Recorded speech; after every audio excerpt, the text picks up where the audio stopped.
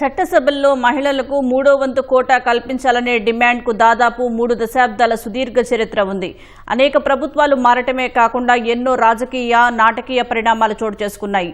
కోటాలో కోటా వంటి అభ్యంతరాలు చట్టసభల్లో రసాభాసలను దాటుకుని ఎట్టకేలకు 2023లో మహిళా బిల్లు చట్టంగా రూపుదిద్దుకుంది.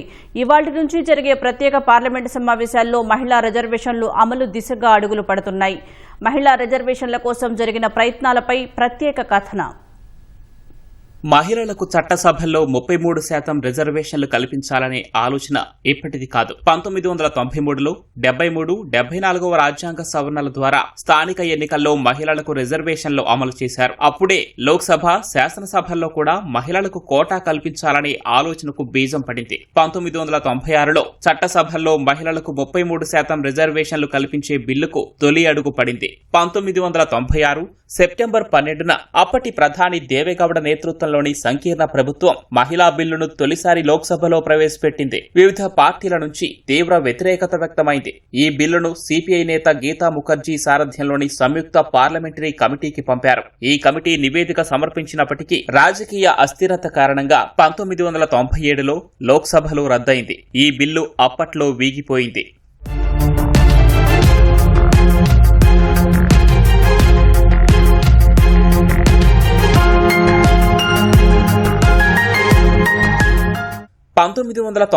నుంచి 2004 మధ్య ఎన్డీఏ హయాంలో ప్రధాని వాజ్పేయి ఈ బిల్లును ఏకంగా 4 సార్లు 1998, 1999, 2002, 2003లలో పార్లమెంటులో ప్రవేశపెట్టేందుకు ప్రయత్నించారు. ప్రతిసారి మిత్రపక్షాలు, ప్రతిపక్షాల నుంచి, ముఖ్యంగా ఆర్జేడీ, ఎస్పీల నుంచి తీవ్ర నిరసనలు ఎదురయ్యాయి. 1998లో ఓ ఎంపీ ఏకంగా బిల్లు ప్రతులను లాక్కొని స్పీకర్ ముందే చించివేయటం అప్పట్లో సంచలనం సృష్టించింది. పదే ప్రయత్నించినా పార్టీల మధ్య ఏకాభిప్రాయం కుదరకపోవడంతో వాజ్పేయి సర్కార్కు కూడా ఈ చట్టం చేయటం సాధ్యపడలేదు. మహిళా బిల్లు 3 దశాబ్దాల పాటు ముందుకు సాగకపోవటానికి ప్రధాన కారణం కోటాలో కోటా డిమాండ్. ఎస్సీ, ఎస్టీ మహిళలకు ఇప్పటికే ఉన్న కోటాలో రిజర్వేషన్లు ఉంటాయి. కానీ ఓబీసీ, మైనార్టీ మహిళలకు కూడా 33%లో సబ్ కోటా కల్పించాలని ఆయా వర్గాల నేతలు డిమాండ్ చేశారు. సామాజిక న్యాయం నినాదంతో ఎదిగిన ములాయం సింగ్ యాదవ్, లాలూ ప్రసాద్ యాదవ్, శరద్ యాదవ్ లాంటి నేతలు ఈ వాదనను బలంగా వినిపించారు. ఓబీసీలకు సబ్ కోటా ఇవ్వకపోతే కేవలం అగ్రవర్ణాలు, పట్టణ ప్రాంత మహిళలు మాత్రమే చట్టసభల్లో ప్రవేశిస్తారని, గ్రామీణ వెనుకబడిన వర్గాల మహిళలకు అన్యాయం జరుగుతుందని వాదించారు. ఈ అభ్యంతరాలే ఏళ్ల తరబడి ఈ బిల్లుకు బ్రేకులు వేశాయి.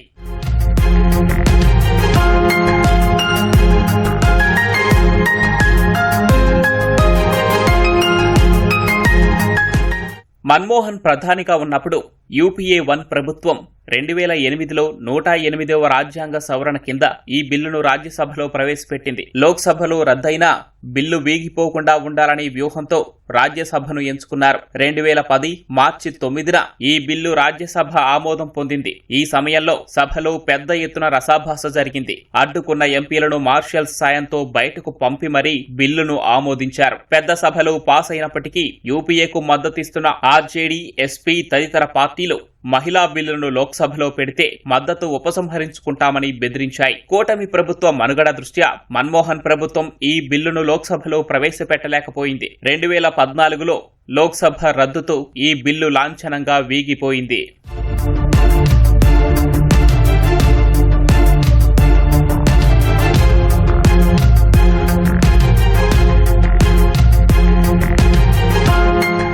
దాదాపు దశాబ్ద కాలం స్తబ్దుగా ఉన్న మహిళా బిల్లును మోదీ ప్రభుత్వం మళ్లీ తెరపైకి తెచ్చింది. నూతన పార్లమెంటు భవనంలో జరిగిన తొలి ప్రత్యేక సమావేశాల్లో నారీ శక్తి వందన్ అధినియం పేరుతో 2023 సెప్టెంబర్ 19న మహిళా బిల్లును లోక్సభలో ప్రవేశపెట్టింది. ఎన్డీఏకు ఉన్న భారీ మెజారిటీ, కాంగ్రెస్ సహా దాదాపు అన్ని విపక్షాలు మద్దతు తెలపడంతో మహిళా బిల్లుకు ఏకాభిప్రాయం లభించింది. ఎంఐఎం మాత్రమే ఓబీసీ, ముస్లిం మహిళలకు సబ్ కోటా లేదని వ్యతిరేకించింది. 2023 సెప్టెంబర్ 20న లోక్సభలో, సెప్టెంబర్ 21న రాజ్యసభలో ఈ బిల్లు ఆమోదం పొందింది. రాష్ట్రపతి ద్రౌపది ముర్ము సంతకంతో మహిళా బిల్లు చట్టంగా మారింది.